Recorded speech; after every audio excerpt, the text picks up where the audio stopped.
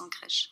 Karine Claire, alors peut-être qu'on ne va pas trop vite, c'est ce qu'on entend, mais finalement c'est cette espèce d'effervescence, tous ces chantiers qui démarrent en même temps, vous comprenez que ça puisse faire peur à certains habitants?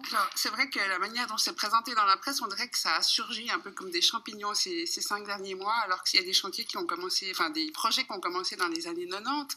Moi, quand j'étais au conseil communal, on discutait déjà par exemple du projet de la Croisée, qui à l'époque était donc une usine abandonnée et une ruine qui posait problème à la ville de Renan. Donc on voit qu'un projet prend des années pour se réaliser. Et moi, ce que j'avais envie de dire, c'est que le plus important, c'est, je dirais, la densification. D'une part, ça ne dépend pas que de nous, mais d'autre part, le plus important, c'est comment la population se sent prise en considération. C'est pas pour ou contre la densification. Je vais prendre un exemple. Je prends la poste de Renan Village. La poste de Renan Village, pour une ville de 20 000 habitants, c'est la deuxième poste. C'est pas du luxe d'avoir 2 postes. Alors en même temps, on voit le quartier qui se transforme, puis en même temps, on ferme la poste, parce que la poste a décidé de fermer cet office.